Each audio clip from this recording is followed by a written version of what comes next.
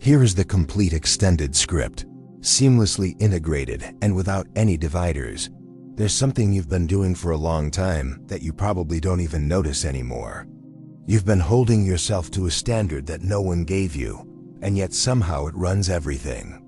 The way you speak in meetings, the way you replay conversations at 2 a.m., the way you hesitate before showing someone what you actually made, what you actually think, what you actually feel. Somewhere deep in you, there's a version of yourself you're trying to become. Polished, certain, unmistakable. A person who doesn't flinch, doesn't second guess, doesn't fall apart in quiet moments. And you have been working toward that version, quietly, relentlessly, for years. But here's what nobody tells you about that pursuit. It doesn't feel like ambition. It feels like shame wearing a very convincing disguise. You're not chasing excellence. You're running from something. And the faster you run, the more real it becomes. This sense that who you are right now is somehow not quite enough. Not yet. Maybe when you figure it out. Maybe when you stop making the same mistakes. Maybe when you finally become the person you're supposed to be. But that moment never quite arrives, does it? And if you've noticed that, if there's a part of you that's quietly exhausted by the distance between who you are and who you think you should be, then this video is for you. Not as a solution, not as a fix, but as a mirror. Stay with me. Because what I want to talk about today isn't how to become better. It's about something more unsettling than that. Something most people are afraid to look at directly. It's the possibility that the pursuit of perfection, the very thing you thought was helping you grow, might be the exact thing keeping you from it. Think about the last time you made a mistake. Not a small one, a real one. The kind where you saw yourself clearly for a moment and you didn't like what you saw. What happened next, in your mind, in the seconds and minutes after? For most people, it isn't just disappointment, it's something harder. A kind of internal collapse. A voice that doesn't say, "You made a mistake." It says, "You are a mistake." Or at least, it whispers something close to that. That distinction between doing something and being something is everything. And most of us live on the wrong side of it. We have learned, over a long time, to tie our worth to our performance, to our consistency, to our ability to appear a certain way to the people around us. And when that performance slips, when the mask shifts and something real shows through, we don't experience it as a moment of honesty. We experience it as failure, so we tighten the mask. We try harder. We become more careful, more controlled, more strategic about how we show up. And somewhere underneath all of that effort, underneath all the self-monitoring and the self-correcting and the quiet self-criticism, is a person who has almost forgotten what it felt like to simply be without all of that weight. Here's a question worth sitting with. When did you first learn that being a certain way was safer than just being yourself? Not in a theoretical sense, in a specific felt sense. Was it a classroom, a parent's expression? A friendship that went cold when you said the wrong thing? A moment where you showed someone something real, and they looked at you in a way that made you want to take it back? Most of us can't name the exact moment, but we all carry the consequence of it. Because the human psyche is extraordinarily good at learning what gets rewarded and what gets punished, not just in obvious ways, but in subtle, social, emotional ways. And when vulnerability gets punished, even once, even gently, we learn to protect it, to hide it, to dress it up in performance. Carl Rogers called it the conditions of worth. The idea that somewhere along the way, we absorbed the message that love, acceptance, belonging, these things were conditional. That we were only truly acceptable as the version of ourselves that met a certain standard. And the tragedy is this: we internalize those conditions so completely that we now enforce them on ourselves. We don't need anyone else to withhold approval anymore. We do it for them. Every day, automatically, invisibly. If you've ever caught yourself thinking something like, "I should be further along by now," that's the voice. "I should handle this better," that's the voice. "Why do I keep doing this? What's wrong with me?" That's the voice. It sounds like self-awareness. It feels like accountability, but it's something much older than that. It's a wound that learned to speak in the language of standards. And here's the uncomfortable part. You can't outperform that voice. You can't become good enough for it to go quiet. Because the standard it holds you to isn't real. It's a moving target. Every time you get close, it shifts. Every time you improve, it finds a new inadequacy. That's not growth. That's a loop. And you've probably felt it. The exhaustion of trying to satisfy something inside you that is never, ever satisfied. What nobody explains is how convincing the loop feels from the inside. It doesn't feel like a trap. It feels like effort, like progress, like you're someone who cares, someone who refuses to be complacent, someone who holds themselves to a high standard. And that story is so seductive because it's partly true. You do care. But the caring got tangled with something else somewhere along the way. It got tangled with fear. With the belief that if you ever stopped pushing, stopped monitoring, stopped reaching, something would fall apart. That you would fall apart. And so the pushing continues, not because it's working, but because stopping feels too dangerous to consider. If something in this is landing for you, if you recognize some version of this in your own life, I want you to know that you don't have to work through this alone. There are people in this community who are sitting with the exact same weight right now. And conversations, even quiet ones in a comment section, can feel less lonely than silence. Drop something below if any of this is resonating, even just a word.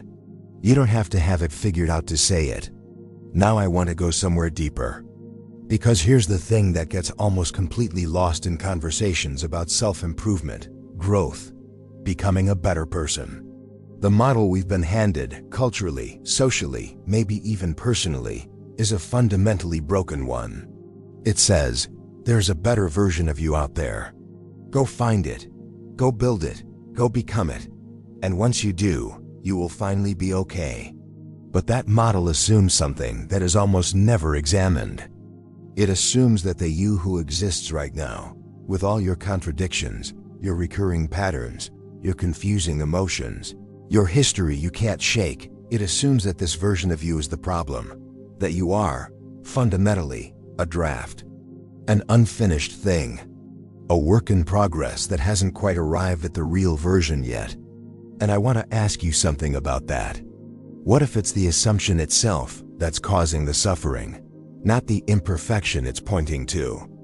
There's a particular kind of pain that comes from living in permanent deferral, from treating your actual life, your actual self, as a waiting room for the person you're going to become. And the cruelest part of it is that it never feels cruel. It feels responsible. It feels like you're taking yourself seriously, like you care about your development, like you're not someone who just coasts through life on complacency. But caring about your growth and rejecting your present self, those are not the same thing. And most of us have collapsed them into one.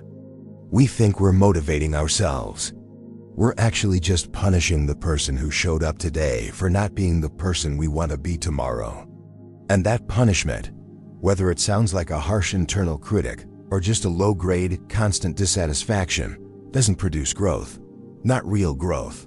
It produces performance, appearance, a very convincing imitation of a person who has things together, but underneath, the same fear, the same loop, the same exhausted reaching toward a horizon that keeps moving. Real growth looks almost nothing like what we've been taught.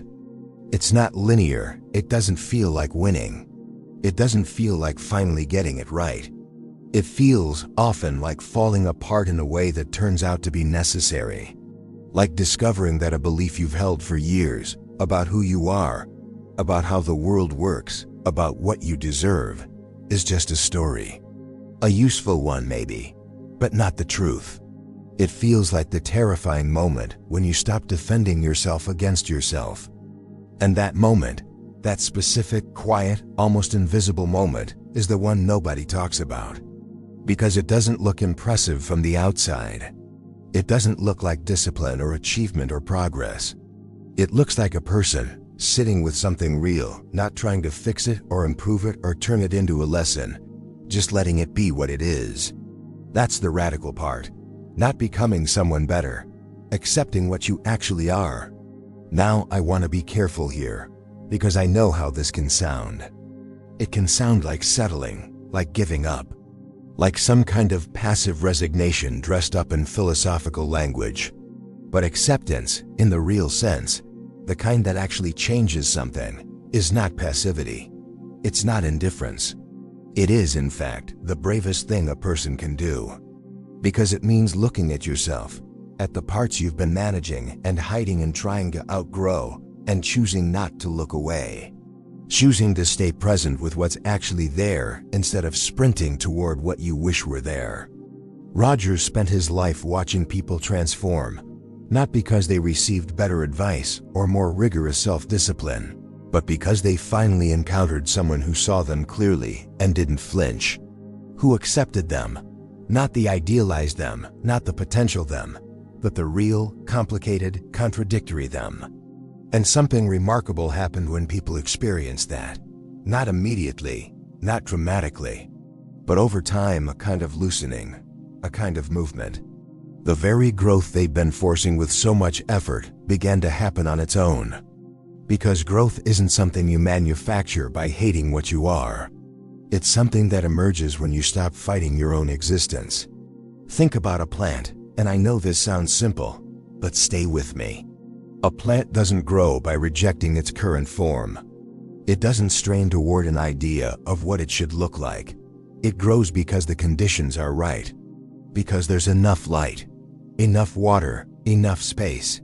What if you've been trying to grow in conditions that were never actually designed to support you? What if the harshness you've been directing at yourself, the critical voice, the moving standard, the constant not quite enough, what if that isn't the fuel for your growth, but the drought you've been trying to survive inside of? That question is worth sitting with longer than feels comfortable. And if you're someone who tends to skip past discomfort, who reads something like this and immediately reaches for, okay, but what do I do about it? I want to gently invite you to stay here a moment longer.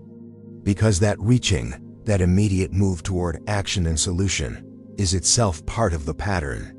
It's the same mechanism, the need to turn every insight into a project, every feeling into a task, every moment of vulnerability into a plan. What would it feel like to just let this be a question for a while? Not to solve it, not to improve based on it, just to hold it. There's something almost countercultural about that, about refusing to immediately monetize your own pain into productivity, about sitting in the middle of something unresolved and not treating that as a problem to be corrected. We live in a world that is deeply uncomfortable with incompleteness, that wants your healing to have a timeline, your growth to have a metric, your inner life to eventually produce something useful.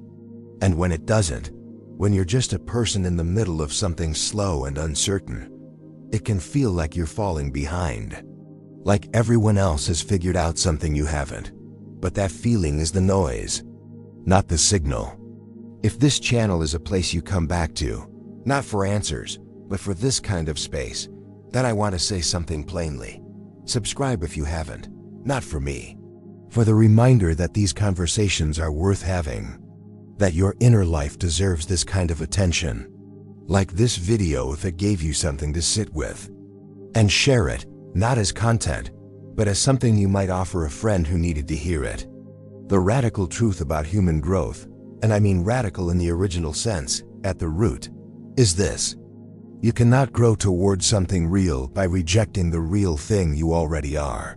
That sounds simple, but it cuts against almost everything we've been taught about self-improvement, about potential, about becoming. We have been handed a model that says, the current you is the obstacle, overcome it. But what if the current you, messy, uncertain, mid-process, sometimes inconsistent, sometimes contradictory, what if that's not the obstacle? What if that's the material? Not something to be defeated, not something to be transcended, but something to be understood, to be lived in more fully.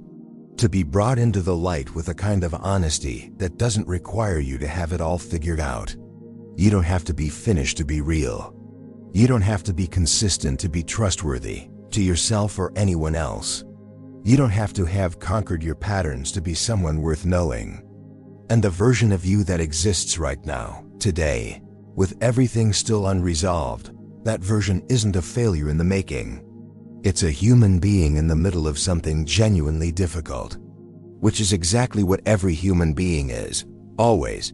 The moment you accept that, really accept it, not as a concept, but as a lived reality, something shifts. Not everything. Not immediately, but something. The voice gets a little quieter. The reaching gets a little less frantic. The constant background hum of not enough begins, slowly, to lose its grip. Not because you've solved anything, but because you've stopped insisting that who you are right now needs to be fixed before you're allowed to live. And from that place, from that ground, something that actually looks like growth becomes possible. Not the forced, anxious, performance-driven kind. The real kind. The kind that comes from within, quietly, genuinely, yours. And maybe that's the thing worth returning to. Not as a destination you eventually reach, but as a practice. A daily, imperfect, ongoing practice of choosing to see yourself clearly, without the distortion of the ideal you've been chasing. To notice when the voice starts up again and to recognize it for what it is. Not truth, not wisdom. Just an old pattern doing what old patterns do. You don't have to fight it. You don't have to agree with it. You just have to stop letting it make decisions on your behalf. That's where I'll leave you. Not with a destination. Not with a plan. Just with this. You've been enough longer than you've known. The work isn't becoming someone else. The work is learning how to stay with the person you already are, with enough honesty, enough warmth, enough patience to let that person actually become. Whatever that means for you. Take your time.